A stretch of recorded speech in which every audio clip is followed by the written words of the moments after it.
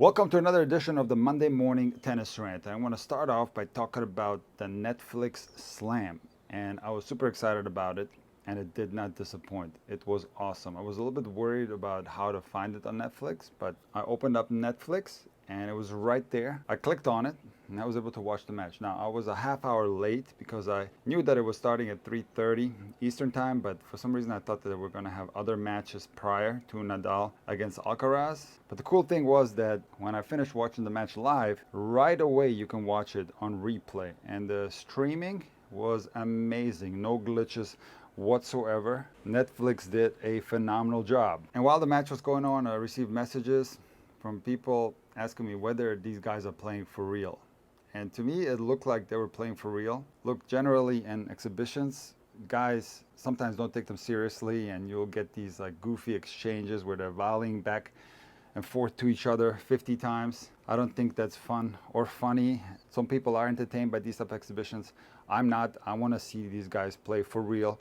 And that's why I love the Laver Cup, which is basically an exhibition. And I do think that the guys in the Laver Cup are playing for real. Another exhibition that I loved was way back in the day when Sampras played against Federer. And I thought that both of the guys played for real. And the same can be said for the match yesterday, Nadal against Alcaraz. I do think these guys were playing for real. Were they playing 100% of their level? Were they maybe taking it easy a little bit here and there?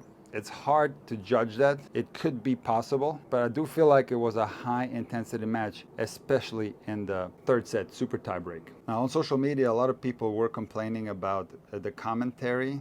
And I think what's happening was the following. Netflix has a global audience. There were people from all over the world watching this match. And we who live in the United States are used to the commentators. How many times have we heard Patrick McEnroe commentating or Jim Courier? These were the guys that did the majority of the commentating in yesterday's match. And a lot of people were complaining about that the commentators were talking too much and the fact that they were talking during the points. Now Agassi came into the commentary booth in the second set, and I love listening to Agassi. Unfortunately, he kind of whispers when he commentates, and he does talk into the points. I actually wanted Rafa and Alcaraz to be quiet and stop grunting because I wanted to hear what Agassi was saying. But I completely understand to an audience that's not familiar with the US broadcasters from other countries being upset at the fact that these guys were talking way too much. Now, I've said this before, and a perfect solution to the problem with the tennis commentary would be the following. See, I don't watch tennis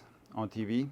I watch Tennis Channel Plus, and if a Grand Slam is only featured on ESPN, I will watch it through the app. And how easy would it be to have a button on the app where you can turn the commentary off and just listen to the raw audio from the match? Because sometimes I do like the commentary and sometimes I don't want to hear it. I just want to listen to the match. So that's something that can easily be done. And I hope that it happens soon, and we would avoid people being upset at listening to the commentary. On Twitter, I saw something that was so funny. A woman complaining about Jimmy Connors talking too much during the match. You can check the tweet out right here. I was laughing so hard at this because Jimmy Connors actually responded in a really witty way. And by the way, Jimmy Connors has a podcast, Advantage Connors, which is awesome. You should give it a listen. And now let me talk about the quality of the match. I thought that both guys didn't play their best tennis, but they also didn't play poorly. I am still worried about Rafa's movement to the backhand side. I don't know if he was being careful yesterday, but he looks slower moving to the backhand side, and he's slicing a lot of defensive shots that are going to his backhand side. I'm worried about his hip. His first serve percentage wasn't great in yesterday's match, maybe due to the altitude of Las Vegas. At the same time, Alcaraz wasn't getting a lot of height on his forehand. He was missing a lot of forehands into the net. And also both guys were shanking shots. In fact, deep in the super tiebreak, there were 3 shanked forehands in a row. And somebody texted me and said, Nick, are they doing this on purpose because it's an exhibition? Are they shanking shots on purpose? And there's absolutely no way to shank a shot on purpose if you hit it hard. You can try it out. It's very difficult. No, they were shanking shots for real. And I think partially the reason is that they played a match at a higher altitude. But it was a super entertaining match because both of these guys are so fun to watch. The way Alcaraz plays, I can watch this guy play tennis all day. There's so much variety. He serves and volleys. He is so athletic when he comes to the net and closes. He at the same time has a lot of feel and touch, and he has that unbelievable firepower on his serve, his forehand, and his backhand. On the other hand, Rafa, he did some unbelievable shots. In the first game of the match, he did the famous Rafa 360 shot that I love.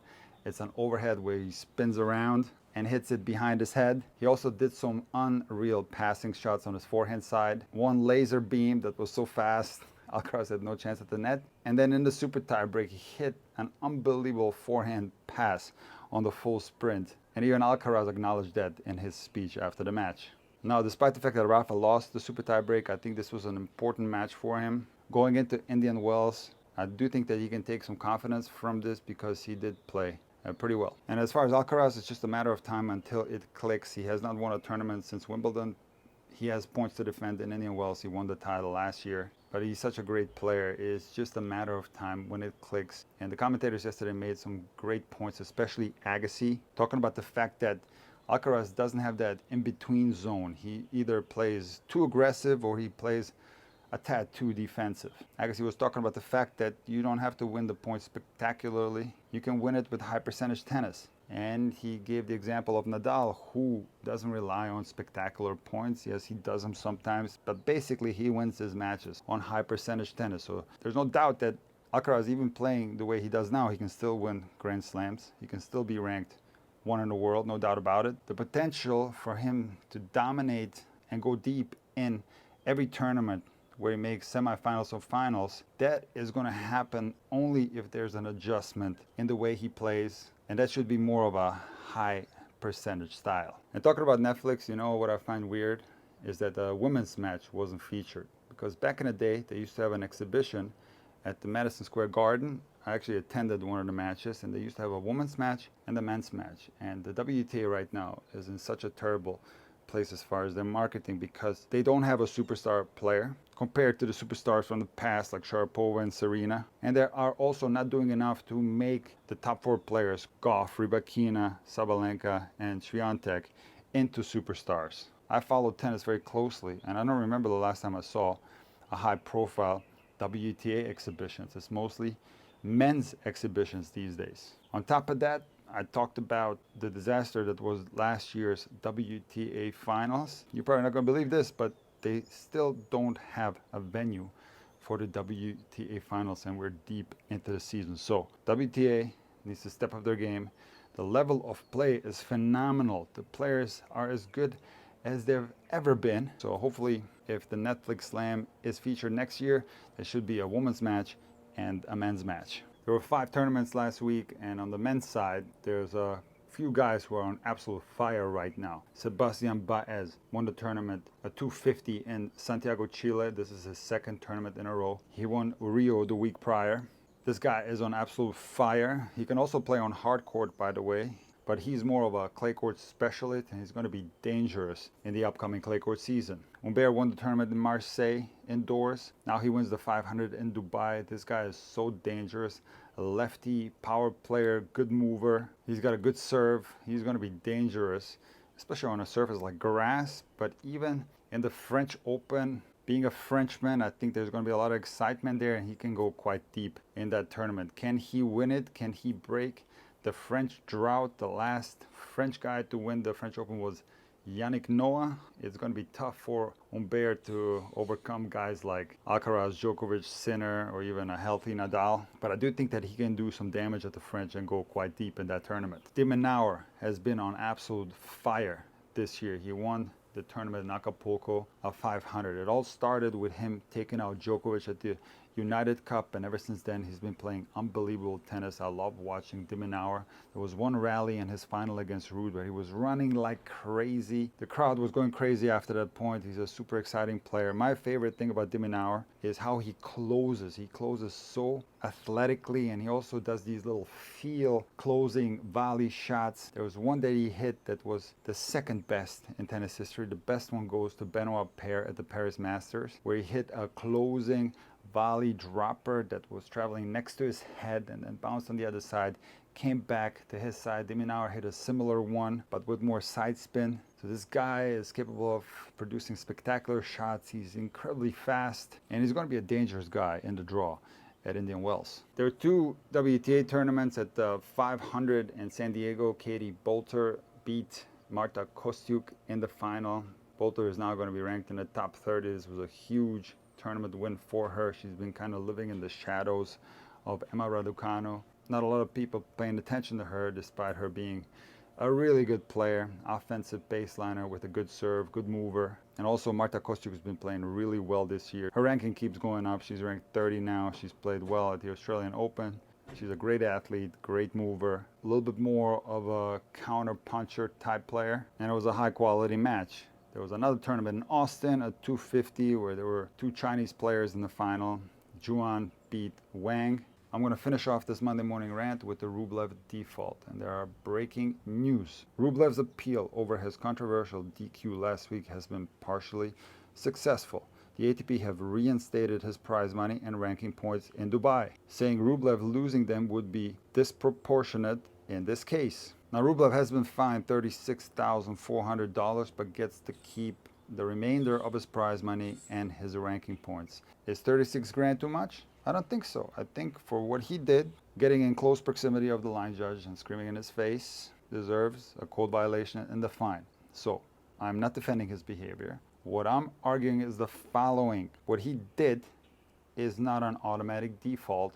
It is a code violation. That's the argument here. It's not about the fact that Rublev's behavior should be excused. It should not. It was wrong. But how do we apply the rules? Prior to the challenge system, screaming at the umpire was something that was incredibly common on the ATP and sometimes even on the WTA Tour. In the history of tennis, players have never received an automatic default for screaming at the umpire or arguing at the umpire. And here are the facts. Rublev didn't even get a warning from the umpire for what he did. It was all about word choice. So in other words, if that other linesman didn't go up to the chair umpire and told him what Rublev had said, Rublev wouldn't have even gotten a warning and probably not even a fine. Parallel to the tournament in Dubai, there was a tournament in Santiago, as I already told you, and Arthur Fils was arguing with the chair umpire in a similar style as Rublev. It was hard to watch. It was not okay. He was swearing at the umpire. He was in close proximity. He was standing right next to them,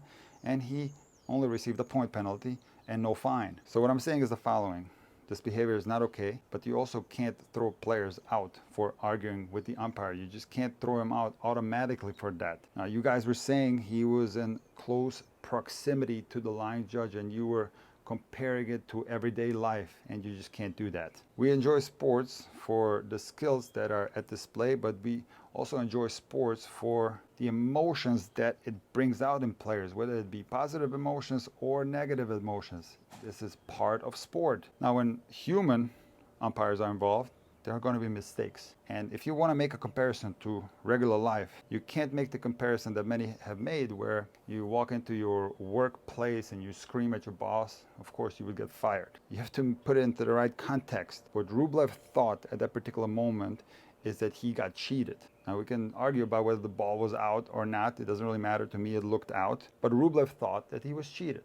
So imagine yourself being cheated or stolen from. If somebody steals your phone or your wallet, are you going to stay cool or are you going to explode? It's going to depend a little bit on your personality. Some people are more hotheads, other people are more calm. So I'm not excusing what Rublev did, but I understand from being in tennis my whole life. I haven't played tennis. I've seen a lot of bad behavior because that's what generally sports bring out. You go to a futures tournament, you're going to hear grunting and screaming. That's tennis. Now, when there are umpires involved who make mistakes, players are going to get angry. Of course, when players get angry, they should be penalized with code violations and fines. And depending on the severity of their behavior, in Rublev's case, this was worse than normal because he was getting closer and closer to the umpire and screaming. That's why I say this deserves a heavy fine on top of a code violation. And I'm making the distinction regarding automatic defaults that when a player threatens the crowd,